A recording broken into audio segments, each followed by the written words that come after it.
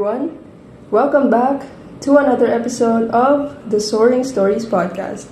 This is me again, Agatha Magsombol, and my guest for today is another one of my close friends. Fun fact, I have been working with her since she was in senior high school and I was a former first-year student. And now, she is an incoming second-year student and I am on my third year. She is the current editor-in-chief of the Rampage of Asia Pacific College, the School of Publications office. And just to let you guys know, I was the former EIC of Rampage and she worked under me. So I'm really glad that she's the current EIC because I admire and respect her work and I love the fact that we are continuously supporting each other. She is also the incoming secretary of APC SOAR, the former president of APC Hiraya, the former news editor and writer of Rampage. She is a current AB Psych student and a graduate of the Humanities and Social Sciences strand with high honors. And she is also a fellow writer who also has her own blog, which we will talk about further throughout the course of this conversation. So, ladies and gentlemen, and everyone in between, please welcome Miss Angelle Baligod. Oh my gosh. Thank you po for that introduction. I feel so flattered. Ayun. Thank you na ako in advance kasi in-accept na yung invitation ko. Tsaka magkasama tayo in person to record. So, anyways, before we start, laro muna tayo ng cards. Pili ka ng category. Tapos, choose a question and then we will answer it together. Okay. We have 6 categories: dreams, life lessons exposed, courage, beliefs, and self-awareness. Siguro dahil ano yung topic natin right now, sa dreams tayo. So, ayoko na nasa harap. Shuffle na lang. Agree. Hindi mo na mag-shuffle eh. Pili na lang ako. Nasa ko na. Ako magbabasa? Yes. Okay.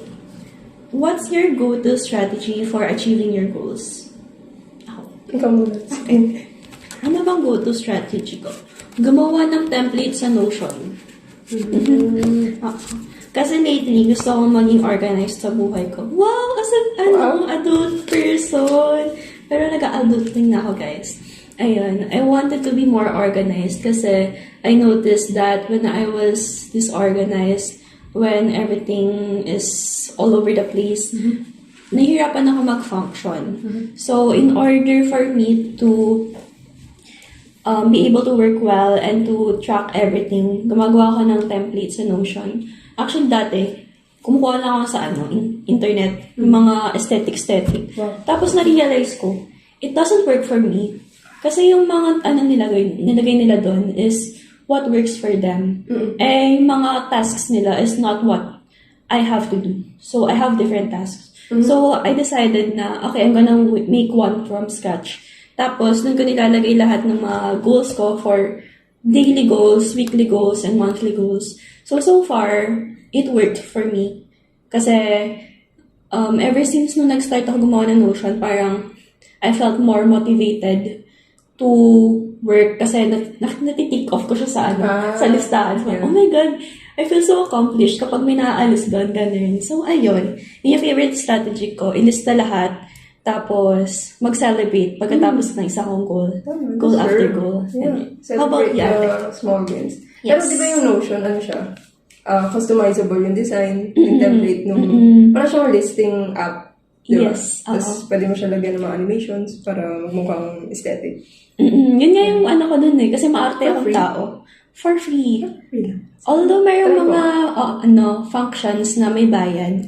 But you can create one on your own naman. So, ayun. Ano mo na lang. Aralin mo lang siya. Yung mga commands niya. And then, madadalian ka talaga sa buhay mo. Kasi siguro yung buong buhay ko nandun na. Kasi nandun na yung stuff ko for SOAR, for Rampage, for academics, tapos personal. Nandun na lahat. Kaya sobrang organized. Ako naman, siguro, yung go-to Since ibig sabihin ng go-to, parang easy strategy. Parang note-taking, pero hindi siya yung super note-taking as in, kasi minsan nakakatamad. True. Pero yung note-taking ko, siya, bullet form. Yung ni-utilize ko talaga yung bullet form na writing, as in yung important words. Yung typical words na gusto mong i-highlight. So, inaano ko na lang siya, ninonote ko in a bullet form. Para pag-scroll ko ng notes or in paper, maalala ko yung important word. So, kahit pag sa lectures or important events, binubullet form ko na lang yung mga ideas para at least reminded ako na dapat yun yung ginagawa. Ayun. Sobrang talaga, no? Sobrang helpful sa buhay ng pagsusulat ng mga natin. Tsaka syempre ba, ikaw, as a student leader, ano yung pinaka helpful thing na ginawa ng sa'yo? Notion. Since gumagamit ka na ngayon, tsaka yung strategy mo, how does that impact you as a student leader? Kasi sa Notion, meron siyang option for creating a calendar. So, dun sa calendar na yon, makikita mo kung ano yung mga tasks na kailangan gawin mo sa araw na yon. So, parang naka-divide siya into Monday, Tuesday, Wednesday, Thursday, tapos buong month na yon. Parang siyang Google Calendar, pero mas... Parang siyang Google Calendar, actually. Totoo. Pero kasi sa Notion is nandun na lahat. So, yung isang function ng Google Calendar, nandun na sa Notion. But, yung Notion, may other functions pa siya. So, dun talaga ako naglalagay. Nilalagay ko dun yung, for example pa. For example, yung task ko is to create an activity proposal form. And then, what I would do is I would click on the deadline na date, tapos dun ko ilalagay yung task na yon. And then, meron kasi siyang option din na lalagay mo kung ongoing, not started, tsaka done. So, sobrang yun sa akin. Mas mag-notify ba? Nag-notify. Pwede mo siyang ilagay na mag-notify sa'yo na ito yung kailangan mong gawin today, ganun, para ma-remind ka. Tapos, sobrang din niya, ganda rin niyang gamitin kasi pwede mo siyang i-color code per category. For example, yung Rampage, APC SOR, tsaka Academics. So, pwede ko siyang i-color code dependent doon. Kaya na-organize ko talaga yung buhay ko.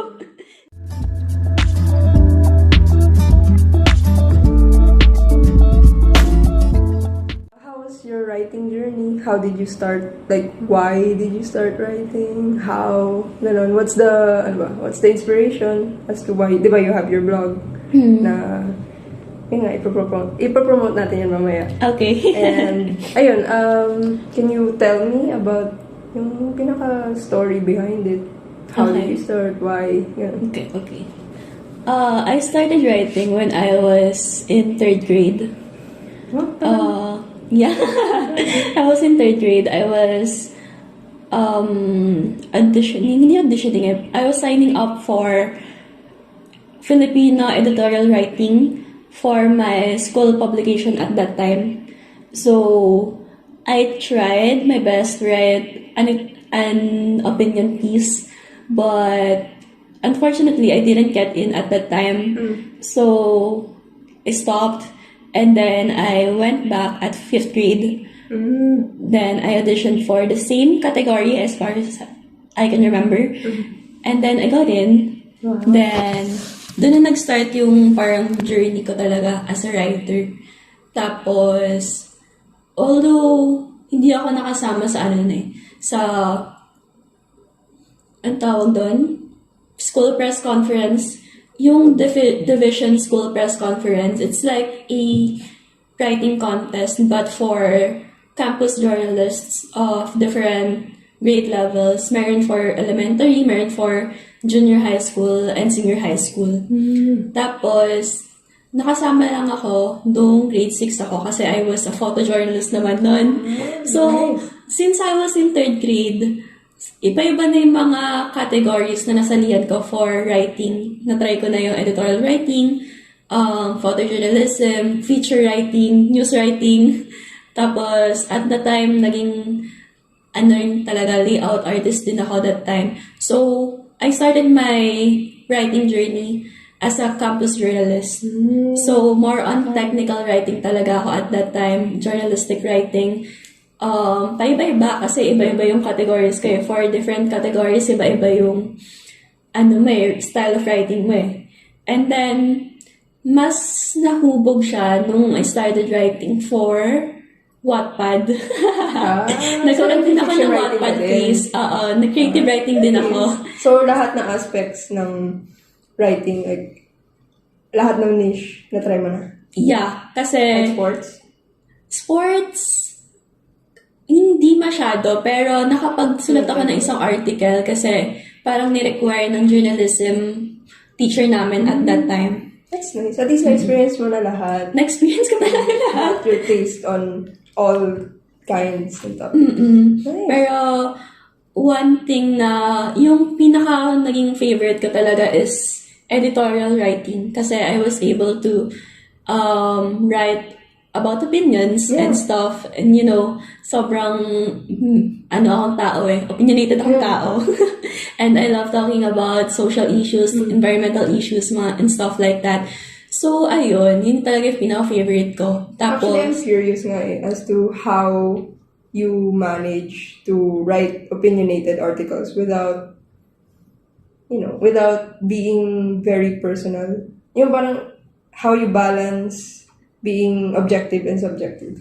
Yeah, actually, that was the hardest part of being an editorial writer at that time. Kasi I was in 10th grade nung sumali ako sa editorial writing category ng regional press conference ng school. Tapos, nakalimutan ko na yung mga topics namin doon, pero I know na national topics siya. Like yung mga national issues na about kay president at that time, yung mga ganon. And then, yun yung pinaka-challenge talaga is you have to be open to different perspectives and you have to be respectful kapag maglulatag ka ng opinion mo. And you have to have, very concrete evidences for your opinion. Kasi kung hindi, palpak yung article mo. So, para ma-back up yung statement. Yeah, para may back up yung arguments mo and stuff like that. Nice. So, you've been writing since 3rd grade. Yeah.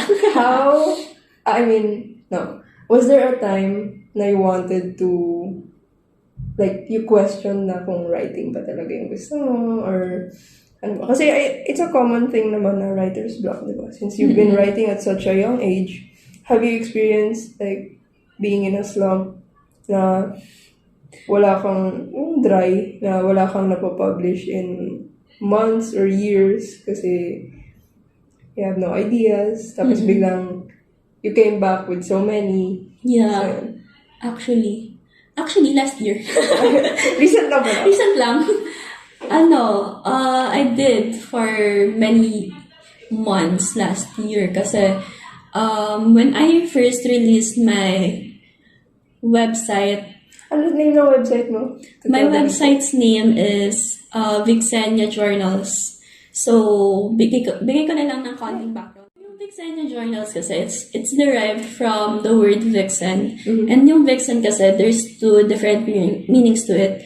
First one is a feisty woman. And another one is the female fox. Ang kasi, for me, ang ganda ng symbolism ng fox, diba? Parang, it's so majestic. Ang ganda niya. And yung personality niya na tahimik lang, tapos biglang mag-a-attack kapag in-attack mo siya and stuff like that. So, yung ganon. And then, yung sa feisty woman naman na marunong siyang, yun nga, parang din sa fox din, marunong siyang umatake kapag kailangan. So, it's like, it's what you need to live in a society na patriarchal. Yeah. So, parang very feminist. Yeah. Dun siya nanggaling na to be able to survive in a society like this, you have to be a vixen. Yeah. Ganun. So, Vixenia Journals. Nilagyan ko lang ng nya kasi maarte ako. Para meron din content touch of sounds very fancy. Yeah. So, yung typical things that you write about on your blog are about women empowerment, or nagpi-fiction ka rin sometimes? Actually, currently, the pieces on my website right now are purely creative non-fictions.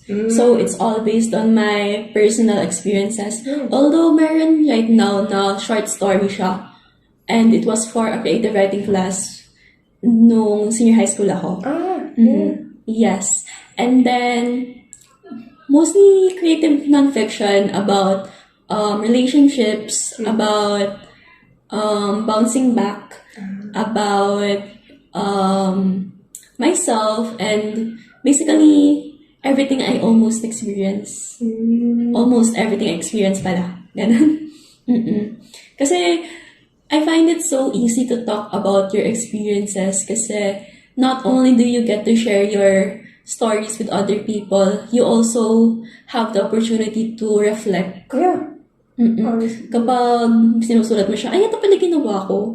Ay, ang sama ko pala sa part na yun.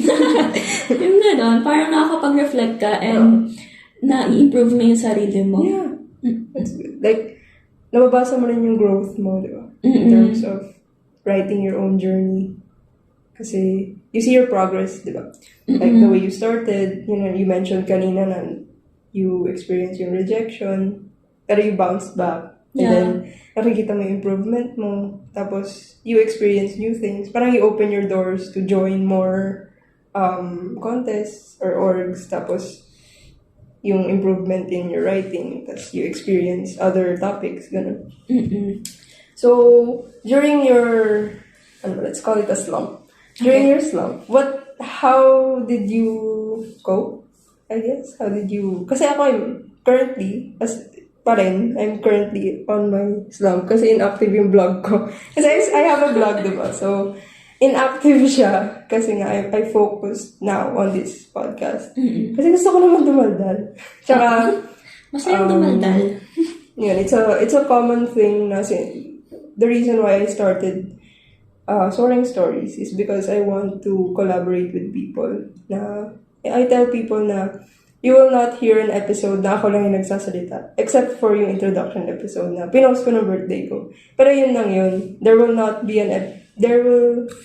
be an episode where ako lang yung nagsasalita. Kasi I want to have guests. Kasi I enjoy listening to other people's opinions, mga ganun. And kasi I learn from them as well. Tsaka I feel like other people will learn from them as well. So this is my platform, like my new platform now, to share ideas, ganun. Pero sometimes I miss writing. Like, nagpo-post ako ng, di ba, mga snippets sa Instagram, yung mga short poems. Pero sometimes I miss opening my blog and posting. So, ano yung mga na-experience mo during your, let's call it slow days na lang. Kasi parang pag slump, parang ang hirap pumangon from slump Sige, slow days. During your slow days. How did you cope? Paano nga ba? Nung slow days ko kasi wala talaga akong masulat. As in, walang-wala. I tried writing different essays about different things. But, alam mo yung hanggang first paragraph lang ako. Hindi ko natutuloy. Hindi ko alam kung isusulat kong next. Tapos, bigla akong, habang nag-iisip ako for the same topic, bigla akong makakaisip ng another topic. Tapos, magsusulat na naman ako about it. Tapos, bigla ako nang makakalimutan yung last one. And then, mawawalan ako ng gana on this one. Tapos, ayun, makakalimutan ko nang tapusin overall lahat. Kaya, ang hirap kasi it feels like you're not accomplishing anything. Na parang, alam mo naman sa sarili mo magaling ka. Pero bakit hindi ngayon?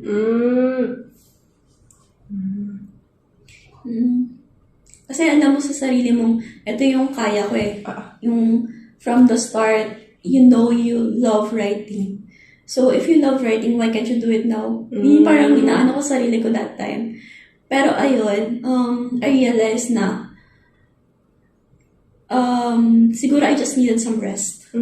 Kasi when I was in senior high school, my strand was so humanities and social sciences. Sobrang daming writings. Yun nga. Sa lahat ng subjects natin, kasi graduate ka rin, sa lahat ng subjects natin, diba, puro writing talaga. Yeah. Kailangan natin research papers. Feeling ko doon yung naging root niya, in a way, kasi parang nasabi ko na lahat dun eh. Ano pang sabihin ko ngayon? Yun na yung feeling ko kasi different types of writing pieces yung nabigay ko dun eh. Research papers, essays, opinion essays, creative writing, creative non-fiction, mga ganon. Tapos parang nung nag-stop yung pagiging requirement niya, parang nawalan din akong ng ganang gumawa. Kasi walang nang pressure sa akin to do something. Parang, bakit ko tatapusin tong essay na to eh? Wala naman akong grades na makukuha dito. Parang gano'n. Naging gano'n ako for a while. And then, tinry kong mag-bounce back nung gumawa ako ng website. So, gumawa ako ng When did your website start? I started working on it when I was... During pandemic ba to? Yeah, during pandemic pa siya eh. Last year actually, mga January or March. Hindi ko matanda. March, yeah. First draft ng website ko is on March. Tapos, ayun, nag-start ako mag-bounce back. Gumawa ako ng mga compilation ng mga works ko. Nagbasa ako kung ano yung mga writing styles ko before, ano yung kailangan ko improve and stuff like that. Tapos, kinompile ko din yung other works ko, such as yung sa photography namin dati, ganun. Tapos, ayun, naging active ako for a while, and then, nagkaroon na naman ako ng slow days. Ayun, nagkaroon na naman ako ng slow days. Tapos, nahirapan na naman ako mag-move on from it. Kailangan ko na namang maghanap ng ng spark ko and stuff like that. So, ayun, sobrang nawala ako. Na-burn out ako.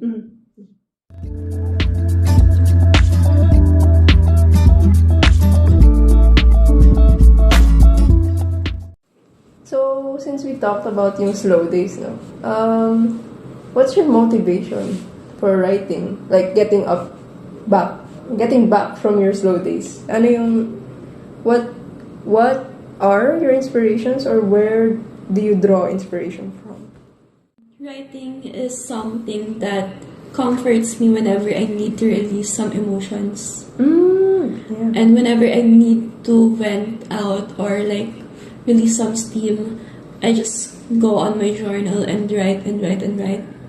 Minsan nga, kapag gusto kong mag-type, pero gusto kong mag-vent out, pero ayokong magkaroon ng traces of everything I say. Ginagawa ko is, ina-unplug ko yung keyboard ko, tapos nagtatype ako doon. Tinatype ko yung emotions ko. Wala siyang nasusulat or what. Pero tinatype ko yung emotions ko doon, tapos yung frustrations ko and stuff like that. Bale, parang feeling ko, nare-write ko siya, pero at the same time, wala siyang digital footprint. Yeah. So, I can say whatever I want, I can do whatever I want. Kaya ayun, yun yung ginagawa ko. Kaya, yun din, na I can tell stories or I can see my growth when it comes to writing. And to think na right from the start, this is what I did, that inspires me kasi nasimulan ko na eh, bakit ko pala tapusin ngayon? That's nice. Nasimulan ko na hasain yung skills ko dito eh. Bakit ko hayaan na maging hadlang yung parang slow days ko nga to do for it. Alam ko naman sa sarili ko na this is what I really want and this is what my heart really wants na right from the start. I write stories not just for myself but for other people. Because yun nga, I used to write for editorial. Kaya gusto ko sa lahat ng pieces na ginagawa ko, merong naiiwang pieces of myself, but at the same time, meron akong nasasabi sa ibang tao na alam kong makakatulong sa kanila, either to educate them or to help them with whatever they're going through. So siguro ayun, kasi naranasan ko rin magbasa ng mga novels eh. Yeah. And sa mga novels kasi minsan, makikita mo na same yung situation mo dun sa character. So parang nagkakaroon kayo ng connection and stuff like that. So parang siguro yung naging motivation ko na I wanted to make connections with my readers through writing. Nice. Kasi yung mga friends ko, ganun. Minsan kasi meron akong ghosting face sa mga friends ko. Alam mo yung bigla ka na lang hindi makikipag-communicate For the sa mga social friends. battery recharge. Yes. Minsan yung mga, gets na mga friends ko yun actually. Minsan, alam talaga ng mga friends ko na ready ako makipag-communicate. Alam din ng mga friends ko na kapag hindi ako nag-reply, low bat yung social battery ko. So, when I write, I put it in my vlog and then dun na makita ng mga friends ko yung nararamdaman ko. Yeah. Parang, So basically, I can't talk to anyone. I don't have the energy to talk to anyone, but I still want to communicate. Parang ganun, to communicate my emotions. So, ayun, parang pinopost ko na lang doon. Pero hindi on the spot na parang nasa social battery drained face ako. Tapos bigla na lang ako magpo-post. Hindi ganun. Parang lang, months after.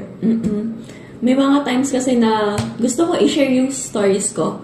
Pero, hindi ko kaya at the time. So, I write about it. Minsan, yung mga creative short stories na ginagawa ko, hindi nyo alam tungkol pala sa akin yun. Yung mga ganon. It's nice na may mystery type. Kasi readers get to think about it pa. Parang they can make their own story na tungkol sa ano ba to? Parang hindi nila maisip na tungkol to kay sa writer, ganon-ganon. Maisip nila, ay, pwede pala tungkol sa akin to. Tungkol sa iba. Ganon. Parang maaano talaga yung creativity nila. Ma-exercise yung storytelling. Yeah. Tsaka ang ganda nung sinabi mo on the part where you shared yung unplugged keyboard. Kasi it's similar to the idea of ranting sa journal. Kasi yung best friend ko, she gave me this journal na pwede kong sulatan and then when I finished it, I'll burn it. Ay, weh. Ay, kaya naman nun. Yeah. Gusto ko yun. Pero nakapagsulat na ako sa mga 5 pages.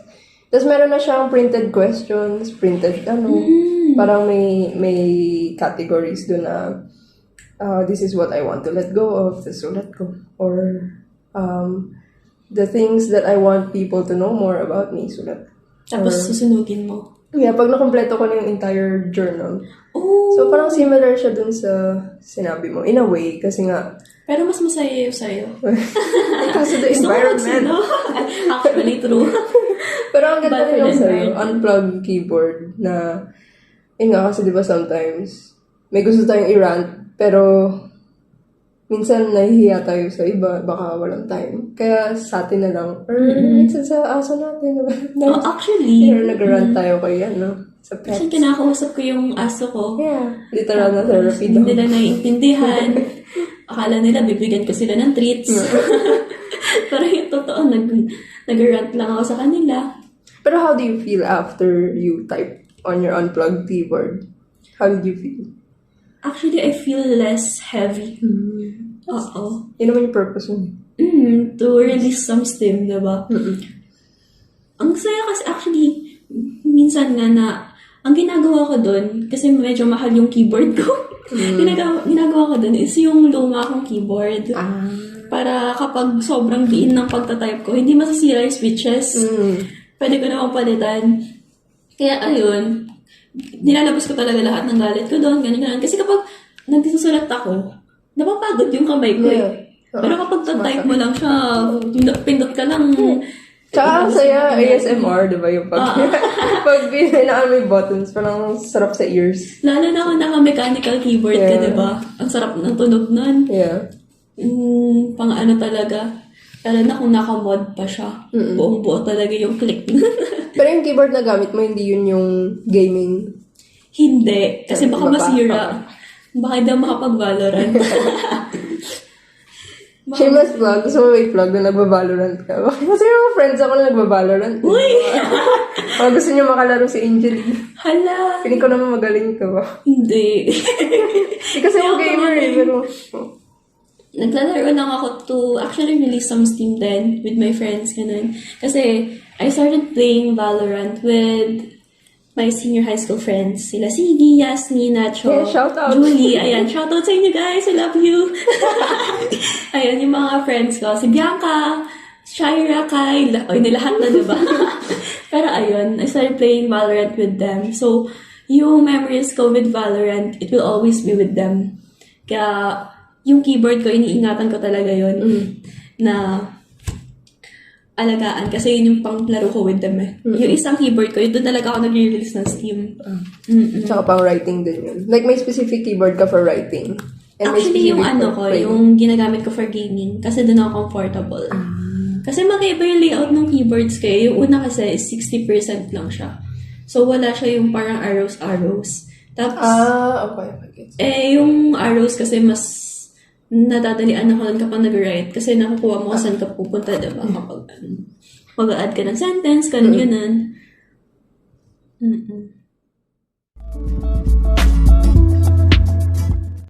So, speaking of writing, since writing involves reading, what's your favorite book and how did it influence you on your writing journey? Okay, wait. I'm actually pulling up an article I wrote. Kasi I wrote something na related to that. Okay. So my favorite book was actually, I don't know if you know this, but Everyday by Familiar. David Leviton. I don't know if I'm pronouncing their name right, but yun yung name niya. I don't know if tama yung pronunciation ko. Sorry if not. But yun, David Leviton. Trilogy ata siya eh. May Everyday, Another Day, tsaka Someday. Oh, yeah, familiar. Tapos yung first book niya, hindi ko na i-spoil yung the other books kasi malalaman nyo rin nangyari sa first book. But the first book is basically, there's this soul named A, and every day they wake up in a different body. Oh. Yes. So it's fiction. It's fictional, yes. Every day they wake up in a different body, but they look for the same girl every day. So parang, na-touch ko talaga ako sa story na yun kasi it's so fulfilling to know na someone would go through all that length for someone they love. Pero medyo at the same time, nagka-connection din ako with A kasi yun nga, as I said, si A is, wala siyang permanent body. Which means wala siyang permanent family. Wala siyang permanent home. Wala siyang permanent life at all. Nakikita lang siya sa buhay ng iba. Parang a soul living in different bodies. Every day. Soul and spirit living. Hirap na. Parang naano din ako kay A that time kasi parang wala siyang, nagkaka-existential crisis siya. Kasi wala siyang sense of, individuality. Hindi niya alam kung sino ba talaga siya, ano ba talaga siya. So, at that time, parang naano din ako sa kanya na, ang hirap pala ng ganung buhay. Ang hirap ng hindi mo alam kung sino ka or hindi mo alam kung saan ka nanggaling. Kaya, ayun, yun yung nag-inspire sa akin. And then, meron akong piece before na, siya, about a failed relationship. Tapos, at that time kasi, I just finished reading everything. And then, sobrang hooked talaga ako sa story nila. Kasi, ang maganda dun is, parang, merong will talaga si Rhiannon. Si Rhiannon kasi is yung girl na hinahanap ni A everyday. si Rhiannon, parang meron talaga siyang will na samahan si A dun sa book na yun. And then, ayun, parang na-inspire ako kasi ang sweet nila. Ang cute nila talaga. Tapos yung piece ko na-inspired by it. Hindi ko siya inspired talaga. But, na-mention ko siya doon na sa lines na ito. It was the 12th of March 2019. I was mourning the death of my grandmother. To distract myself, I was in my room, patiently waiting to hear a notification from my room. I was reading Every Day by David Leviton for the 100th time. Actually, totoo. Still silently wishing that he was A and I was Rhiannon. No matter how often A changed their form and appearance, Rhiannon was their constant. A searched heaven, earth, and hell every day to be with her. Ganun yung story niya. So parang, despite all odds, A was there for her. Saka kahit na iba't ibang body, same motivation. Dun talaga siya, parang, they'll always come home to Rhiannon, despite all odds. Tapos, ayun, yun yung parang wini-wish ko na meron dun sa past relationship ko, na thankfully hindi. Thankfully hindi, di ba? Yeah. Kasi, it didn't work out, and it's fine. It's okay. Tsaka you're in a better place now. Diba? Yeah, with a better person. Yeah. So how did that story influence your writing journey? Because it became sentimental to me. And I wanted to do the same for others. I wanted to write something that would also capture different hearts and different stories and different people. Parang kahit na fictional lang siya, you can always, yun nga yung sabi ko kanina, kahit na kung ano man yung stories na nababasa mo, sometimes yung mga characters na associate mo talaga yung sarili mo with them. And yun yung gusto ko talaga when it comes to writing, na kahit na gaano pa yan ka ikli or kahaba or ano man yung genre niyan, you would always find a piece of yourself in there. Kaya sabi ko sa sarili ko,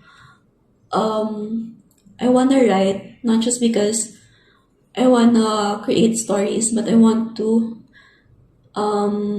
have something to hold on to pagtanda ko. Yeah. Kasi memories will fade over time. You will not remember who you are or what you did in the past, but the stories will always remain sa ano mo, sa site mo. Especially the impact of those memories will stay. Oo, yan. So you write to give a piece of yourself in every word that you write, in every thing that you say. Kasi personally, individually, hindi mo maaalala lahat eh. Yeah. Pero in leaving pieces of yourself in different articles, someone else would remember a part of you. Yeah. Parang hindi mo man maalala kung sino ka dati. Yung ibang tao, alam nila, meron silang pieces of you na hold on to. And I think that's very beautiful. Yeah, that's the quote-unquote reward of it. Kasi you never know kung sino yung may influence mo through your platforms. Actually, totoo. Without, it doesn't have to be, parang they don't have to tell you in person, pero you never know na you make an impact on someone. Just by doing what you love to do. Kasi you love to write. Yeah. I do this. So, we never know kung sino yung na-impact natin. Just as long as we continue. Kaya I'm glad na you choose to get up from your slow days. Yeah. Kasi there will be slow days naman. Pero work in progress naman tayo. Tsaka sobrang laking factor din ng mga friends mo na nagsusupport talaga sa'yo. Kasi one time, nung nirelease ko yung website ko matagal na, tapos biglang may nag-message sa akin na friend ko. Tapos, nasa slow days ako nun. And then, nag-message siya sa akin. Sabi niya, nabasa daw niya isang piece ko. Yung piece ko na yun, it's entitled A New Beginning. It's actually a spoken poetry piece. But, ayoko i-post yung video niya kasi ang pangit ko doon. Tsaka medyo rushed siya kasi pinasa ko yun sa creative writing class namin. But basically, yung piece na yun nakapost sa site ko, tapos pinasa niya. Tapos sabi niya, ang ganda raw, tapos it gave her a sense of hope. Kasi yung piece na yun is about new beginning, it's about getting up, and leaving pieces of yourselves when you quote-unquote die to relive on the same place all over again. Tapos ganun, basically ganun yung thought niya. Tapos sabi niya, nakatulong daw sa kanya yun in a way kasi na-inspire siya to always remind herself na despite all the thunders and all the oceans they have to go through every day, there's always a lighthouse in the middle guiding them It's a through the light path. in the darkness. Yeah. Actually, nandun siya sa piece ko. Naalala ko lang yung mga sinusulat ko doon. Tapos, ayun, sobrang na-appreciate ko siya kasi naka-impact ako ng ibang tao. Kasi at that time, nung sinusulat ko yun, medyo rin ako, na-apektuhan din ako kasi it was from experiences din eh. Yeah. Nung time kasi sinusulat ko yun, nanggaling din ako sa writing slump. Tapos, I was writing about everything that happened to me and everything that I really want to release and everything na gusto kong mabasa ng ibang tao to inspire them. And then, ayun, na-inspire ko naman siya. Yeah. I admire the fact that it has a personal touch every time you write. Kasi, yun nga, like what you said, it impacts people in a very good way. Diba? So, it's really nice na may human touch, may personal experiences na you don't really have to share yung in detail na super personal. Pero, ramdam ng readers mo na merong, something that they can relate to. Yeah, kasi it's from another human to another human. Yeah. So, siguro yun yung angat natin sa AI. Actually. Diba? Kasi may mga sumisikat na ngayon na gumagawa ng essays na AI, diba? Tapos, yung mga yan, wala namang sense of emotion in it. AI can never beat the sincerity. Ayun, that's the word. Sincerity of an author na yung human hands. Yes. The human mind combined with the heart. Yeah. Oo, totoo. Kasi an AI work will never be handwritten. Yeah. Hindi siya very generic. Very Wala lang, robot ka lang. Oh. Saka wala kang, hindi ka masyado makaka-relate kasi very genetic, very scientific. Oo, kasi program siya eh. Yeah. Pero yung sa utak ng tao, it will always be different. I like being a writer. Diba? Would you say na at some point, may influence naman yung course mo to your writing? Kasi diba, psychology tayo. Ganun. Actually, oo. Arts pa? Bachelor of Arts? Yun nga, di ba kanina na-mention ko habang off recording tayo na medyo nag-aano ka sa course ko kasi yung original, yung nasa top 3 ko talaga kasi is literature, journalism, policy, tapos psychology. Tapos, pang-apat na yung psychology, di ba? Top 3. Tapos, nag-doubt ako kasi baka hindi talaga ito yung right course for me, na baka one day pagsisisihan ko and stuff like that. Tapos, nung nagdaan naman yung time and na matanda ko ng mga classes, gano'n, nakasalamuha ko ng mga profs ko, na-realize ko na sobrang ganda ng psychology na course. Kasi you get to understand human behavior and human mind.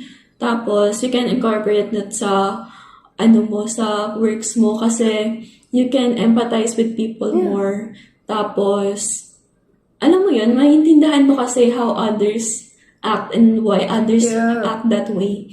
Tapos, as a writer, you can explain that to people na it may not be directly na maraming scientific terms and stuff like that, but you can do it creatively. Yeah. Pero of course, hindi naman aabot sa punto na mayroong mga diba? Kasi psych can also be sensitive. Yeah. Balancing the scientific terms with the Creative words. the creative words. Kaya sa mga nagtatanong dyan kung anong ginagawa sa psychology. Hindi po kami nagbabasa ng utak. It's a common joke, pero minsan nakakapagod. Oo. Kasi it's a beautiful, it's a beautiful field. Sobrang, tsaka hindi lang siya limited sa, yung mga disorders, ganun, di ba? It's very broad, actually, in psychology. Very umbrella term na we can work in the office, in schools, in hospitals, ganun. Tsaka hindi lang naman siya focused sa sa mga, yun nga, sabi mo sa mental disorders and mental stuff. Kasi you can also use the learnings you have sa psychology in building your relationship with other people. Diba? So, through the topics kasi minsan, kapag napapalalim talaga yung discussion sa klase, ma-realize mo na, ay, ganito pala yung nangyayari sa akin. Ganito pala yung, kaya pala ganito yung ko, yung act ko kasi ganito yung mga nangyari from the past. Parang, minsan, nagiging therapy na rin yung klase mo. Yeah. Yung marami ka rin na-realize about others and yourself. Oo. Kaya ang ganda talaga. Kaya sabi ko, itutuloy ko na talaga tong course na to kasi it's very life-changing. Wow. Kapag, life-changing siya kasi dati, hindi naman ako ganun ka-open sa ibang tao. Na parang, bahala ka dyan. Ito yung emotions ko eh. Pero ngayon, mas nagiging open na ako makinig, ganun. Kasi, syempre yung course ko, hindi naman pwede maging ironic tayo dito. Kaya, ayun.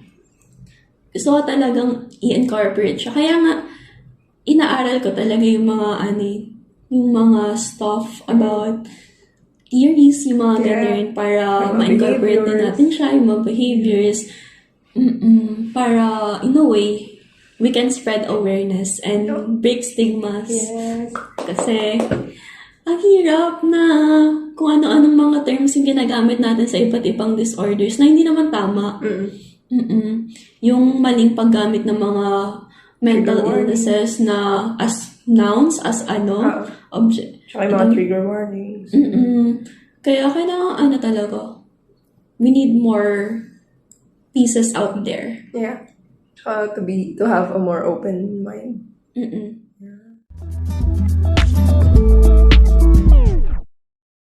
What advice would you give to... Kasi I know a lot of people who are writers then, whether creative writers, fictional writers, non-fictional writers, all of the above. Ganun. So I think this is a question that we can both answer. Siyempre, ikaw muna. So, what advice would you give to fellow writers who would...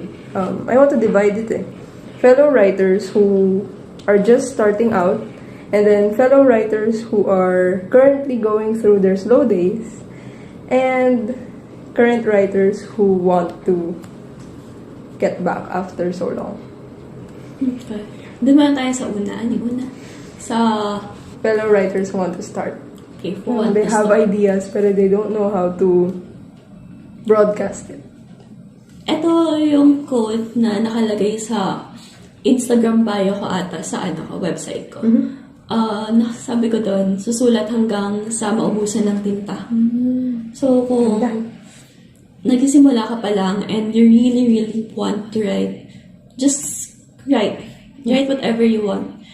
Kasi wala namang rules in writing. As long as hindi ka nakaka-offend na ibang tao. That's one.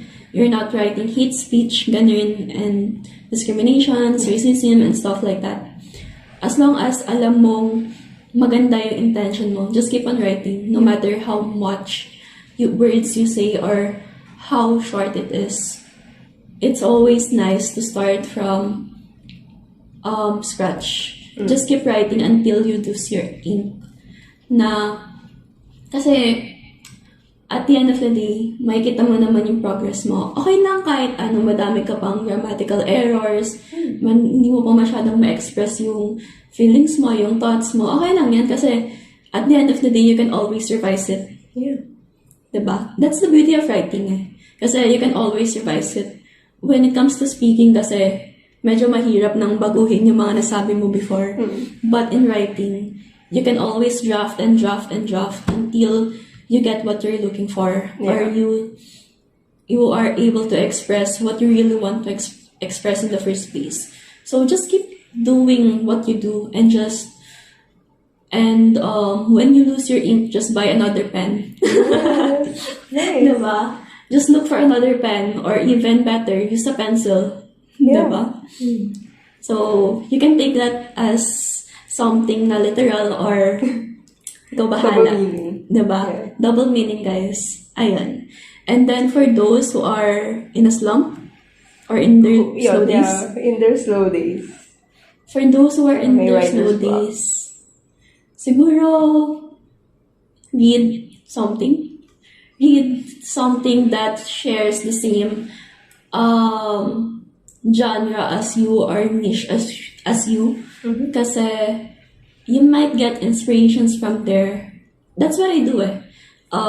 Whenever I feel like I can't write anymore, I read something that I'm really passionate about. For example, I'm very passionate about feminism. That's one thing that I will forever stand with for the rest of my life. I will forever shout about feminism. So when I want to write and I don't know what to, I write about feminism because that's one thing na will always be close to my heart. That no matter what topic it would be, I would always have something na alam kong sasabihin ko when it comes to feminism. So maybe you should start from that. Read something from na related sa passion mo, sa interest mo, and then while you're at it, highlight or take note of the lines na nag-strike talaga sa'yo. Tapos, start from there. Kung gawin mo ng book review, ng essay review, and stuff like that, magkaka-inspiration ka from there. And then, ayun, pero it's okay to be in your slow days. That's totally fine. Kasi we all get tired. But what's not okay is you let it na kainin ka ng buhay. Yeah. Mas okay pa rin talaga na mag-bounce back ka. Yun nga nabasa ko before sa social media. I don't know whose quote it is, but sabi, if you're scared, then do it scared. Yeah. Nabasa ko siya. Wala lang, ganda lang niya. Kung takot ka, hindi gawin mong takot, diba? Wala namang mawawala sa'yo. Yeah. And then, for... Actually, same din pala yung last. Same din. Kasi parang advice to those who are in their slow days is how to get back. So, same naman. And thank you for that, Angeli. Ako naman. So, yung number 1, those who are starting. Yun, those who are starting. Kasi I know, I have friends who want to start writing kasi they have so many good ideas. Ayun, quote ko lang yung mental health organization na sinusupport ko, na kahit international siya. Na kasi your words matter, your stories matter. Kaya, share them. Kasi, like what we mentioned earlier, you have no idea who will you impact. So, wala namang mawawala sa'yo if you share them. Na, similar to what you said, don't mind the grammars muna. Just as long as you write freely. Kasi, work in progress. And then you will get better. As long as you know what you want to write about. And as long as it's going to be impactful without harming anyone. Yeah. Share your stories. It matters. Yes, every story matters. Yeah. Kasi we impact and learn from each other. Kaya the more writers, the better. Kasi very talaga yung words. Words are very powerful. So, whether it's a fictional story or a subjective piece, share it. Yeah. You can start small, like draft sa notes app, or if you want to start a website kaagad, go ahead. Tsaka there's always room to improve. There's always room to learn. Yes. And we're a work in progress naman na i-transition ako sa second na if we're currently going through our slow days or in a slump, tas we want to slowly come back. Parang we don't have to pressure ourselves na if we see someone publishing, dapat tayo rin. Pero, let's give ourselves credit for what we have already achieved so far. And then, take it word by word. Take it letter by letter. Na we can give ourselves our own deadline, pero not to the point that we pressure ourselves, and not to the point na we let it eat us alive. Just what Angelle said. Ayun na, don't be afraid to share what you want to share as long as you know na it will impact someone. Yes. Ayun. Totoo. Kasi wala namang timeline yan. Yeah. Just do it at your own pace nga talaga.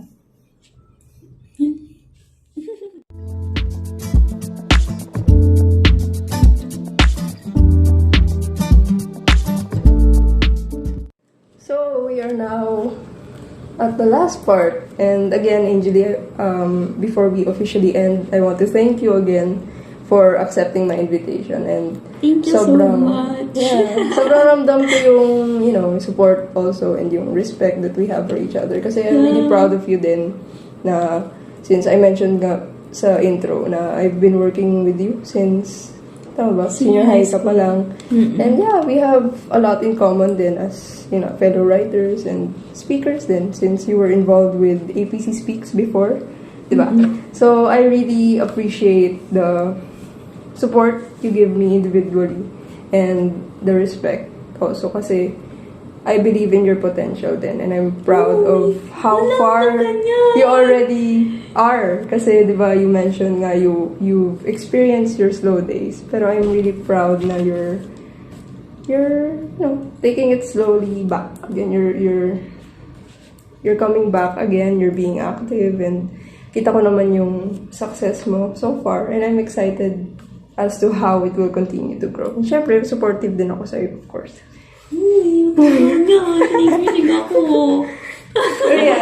Anything you want to promote? Let's delve into Vixentia journals more. Okay, hello. Ang daldal ko kanina, diba?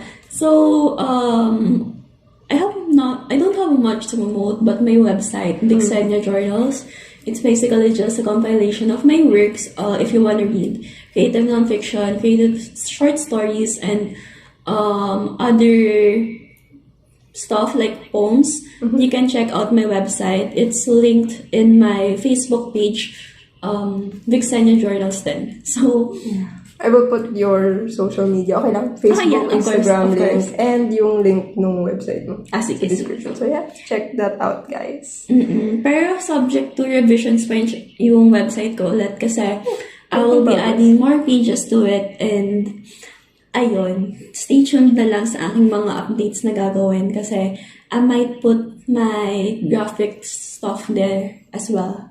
So, yung mga edits ko, kasi bala ko na siyang gawing overall portfolio and not just for writing. So, ayun. Ayun.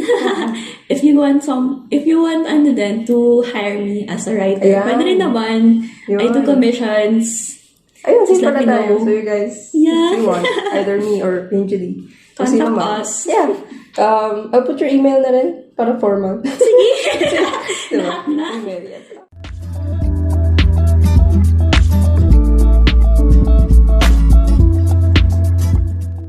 Alright guys, that's it for our July episode. I hope you learned a thing or two from me and Angelle, and I hope you guys support her on her writing journey and her leadership as a student leader. I just want to take this moment again to share my appreciation towards her, because again, we've been working together since she was in senior high school, and I really appreciate the respect and the support and the love as well. So I'm really excited to have more collaborations with her in the upcoming days and in the near future. So I'm really excited on her continuous growth in her writing, and as well as on her individual tasks in general. I'm just really excited for her success.